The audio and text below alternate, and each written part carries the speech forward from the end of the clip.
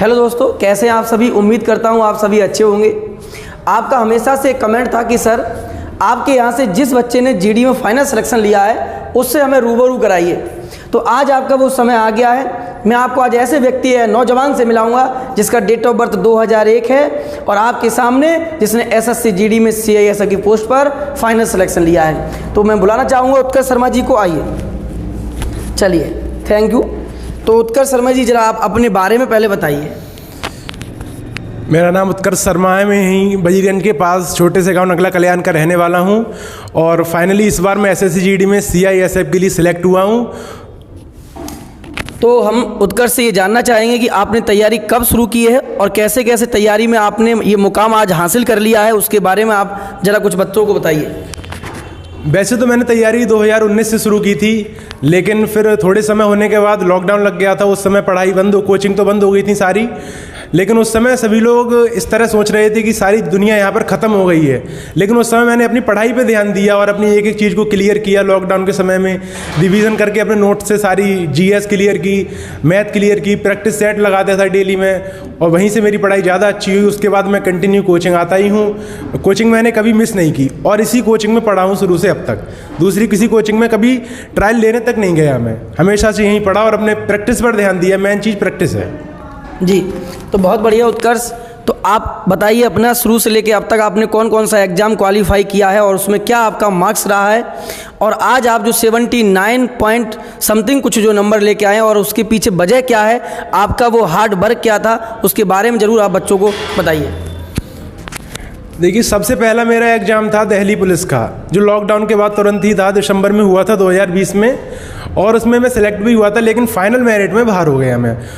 RRB NTPC का exam भी तभी हुआ था, तो एनटीपीसी सीबीटी 1 में मेरे 85 मार्क्स हुए। लेकिन मेरा और घर वालों का हमेशा से यही सपना था कि हमारा बेटा फ़ौज में जाए, मतलब फोर्स लाइन में जाए। मैं अकेला हूँ, मेरा कोई भाई बहन भी नहीं है, लेकिन फिर भी पापा जी चाहते थे फोर्स में जाऊँ। इसी वजह से मैंने फोर्स फोकस किया और ज्वाइन भी की। और पैरामिलिट्री में सबसे बेस्ट जो फोर्स होती है वैसे सीआईएसएफ, वही मेरे लिए आज मिल भी गई है ऊपर वाले की कृपा से और भैया के आशीर्वाद से। और बकाया मैंने किसी एग्जाम पे और अदर लाइन में ज़्यादा फोकस ही नहीं किया। उसके बाद ही तीसरा एग्जाम मेरा एसएससी जीडी का ही था, जो पिछले साल हुआ था। इसमें रॉ स्कोर मेरा 79.75 था, नॉर्मलाइज स्कोर 80.82 था और फाइनली सिलेक्ट हो गया मैं इस बार। जी, वो कहते हैं ना गिरकर चलना, चलकर संभलना, संभलकर नया इतिहास रच देना का नाम जवानी है। और जवानी किसी के दर पर भीख नहीं मांगती, मौत के पिंजरे से अपनी चाहत को खींच लाना नाम जवानी है। तो ये वही जवान है जो मौत के पिंजरे से यानी एसएससी जीडी का सीआईएसएफ का एग्ज़ाम खींच के ले आए हैं। तो बाकी अभी जो बच्चों का जो एग्ज़ाम होगा आगे, अभी जो आपको पता है वैकेंसी आई हुई है, उसके बारे में ज़रा बच्चों को कुछ मोटिवेट करिए आप। पहले तो बच्चों को बहुत बहुत बधाई, क्योंकि पहले पोस्टें कम थी, कल ही पोस्ट बढ़ के 45,000 प्लस हुई हैं। ये सुनहरा मौका है, इस मौके को अपने हाथ से जाने मत दीजिए। पहले पेपर होता था 100 नंबर का, अब हो गया है 80 नंबर का। मेरी जो थी, मैं बताता हूँ अपनी रणनीति। मैंने फोकस किया था ज़्यादातर 3 चीज़ों पे, मैथ, रीजनिंग, हिंदी। 75 नंबर तो उसमें से 70 तो ला सकते हो आप अगर मेहनत करो सही से तब। और जीएस पहली बात, भैया से अगर पढ़ोगे तो सही फंसेगी। अगर जीएस में कम भी फंस रहा तब भी तुम्हारा काम चल जाएगा। और मैंने तो दिल्ली पुलिस में 50 में से जीएस में 38 नंबर आए थे।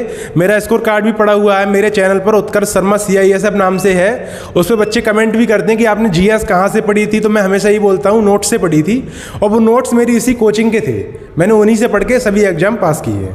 जी, तो आप अब ये बताइए, बाकी जो बच्चों का अभी जो नंबर कम रहता है, मैं यहाँ भी सेट लेता हूँ, तो बच्चों का लगभग समथिंग 65, 60 या 55 नंबर रहता है। तो क्या जो बच्चे अभी 50 के अप्रॉक्स में बने हुए हैं, क्या वो 70 तक पहुँच सकते हैं? उसके बारे में ज़रा बताओ। हाँ, बिल्कुल पहुंच सकते हैं। वो अपनी प्रीवियस ईयर क्वेश्चन ज़्यादातर लगाएं, क्योंकि पैटर्न सेम ही रहता है, ज़्यादा चेंज नहीं होता है कुछ। तो उसके हिसाब से उन्हें पता चल जाएगा कि हमें क्या हमारी कमजोरी है, कहाँ हमें ज़्यादा भी वर्क करना है, और अपने धीरे धीरे कमजोरियों को दूर करें। अभी तो काफ़ी समय है, डेली प्रैक्टिस करें और मैथ, रीजनिंग, हिंदी 3 चीज़ों पर ज़्यादा फोकस करें। ज़रूर नंबर उनके इंक्रीज़ होंगे और सिलेक्ट भी होंगे बच्चे। जी, तो उत्कर्ष शर्मा जी, कुछ आप अपने जीवन के बारे में बताइए। कुछ ऐसे पल भी आपके जीवन में आए होंगे जहां आपका ये मन भी किया होगा कि लाइए आप पढ़ाई को छोड़ देते हैं, कुछ नहीं रखा है ज़िंदगी में, तो आपने उस समय कैसे अपने आप को हैंडल किया? काफ़ी बच्चे होते हैं जो मुझसे हमेशा पूछते हैं कि भैया अब मेरा मन नहीं है पढ़ने का। तो एक ऐसा समय हमेशा हर किसी की ज़िंदगी में आता है, तो उस समय को हम कैसे हैंडल करें, और आपके जीवन में क्या वो समय आया है, आप उसके बारे में थोड़ा बताइए। देखिए, वैसे तो जीवन में कई तरह से वो समय आता है, लेकिन मेरी जीवन में किसी और तरह से तो नहीं आया। घर वालों का पूरा सपोर्ट था हर तरह से कि पढ़ो और सरकारी नौकरी करनी, प्राइवेट की तरफ मैंने कभी देखा भी नहीं था। तो बस, लेकिन एक होती है ना कि प्यार मोहब्बत आजकल बहुत चलता है, तो हर कोई उसमें कहीं ना कहीं जाके फंस जाता है। तो मेरी ज़िंदगी में भी आया था वो समय। वो कहते हैं ना हमेशा, वो छमछम करके आई और छमछम करके चली गई, मैं बाएं हाथ में सिंदूर लेके खड़ा रहा, वो दाएं हाथ में राखी बांध कर चली गई। तो मैंने क्या किया, मैंने उनके रिजेक्शन को अपने मोटिवेशन में तब्दील किया और मेहनत की। बस मैं आपको एक ही लाइन कहना चाहूँगा, जो मना आपको कर जाए उसको ज़िंदगी भर ये एहसास होना चाहिए कि उसने क्या खो दिया है आपसे। जी, बहुत बढ़िया। तो उत्कर्ष, आपने अपनी ज़िंदगी में ये इतनी कम एज में आपने ये अचीव किया है, तो आपको कैसा महसूस हो रहा है अभी, और क्या आपके घर वालों की आपके प्रति फीलिंग है, जरा उसके बारे में बच्चों को बताइए।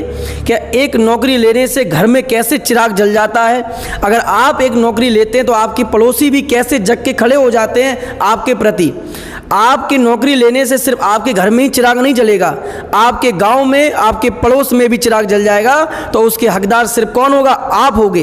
तो आप ऐसा अपने जीवन में करना चाह रहे हो तो आप जरूर कर। से हमारा एक क्वेश्चन अब और होगा, जो लास्ट क्वेश्चन है, कि आप ये बताइए कि आपने इतनी कम एज में ये जो अभी आपने CISF की पोस्ट ली है, उसके प्रति आपके घर वालों का क्या रुख है, और आपके आस पड़ोस में गाँव में क्या माहौल है, बताइए ज़रा।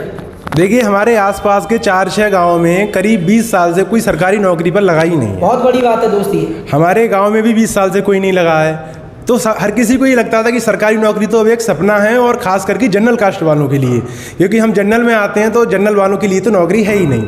तो मैंने सोचा था कि इस बात को मैं गलत साबित करके रहूँगा, और मैंने कर भी दिया। और पापा जी का सपना हमेशा फोर्स का ही था, और फोर्स की नौकरी मिलने के बाद सभी बहुत खुश हैं। और मुझे तो जैसे विश्वास ही नहीं हो रहा है, कभी भूल ही जाता हूँ कि मैं सिलेक्ट भी हो गया हूँ, मुझे जाना भी है। कभी ऐसा लगता ही नहीं है, अगर याद करूँ तब खुशी होती है, अब बकाया याद ही नहीं रहता, लगता ही नहीं है कि भी सिलेक्ट हो गया हूँ, नौकरी लग गई है।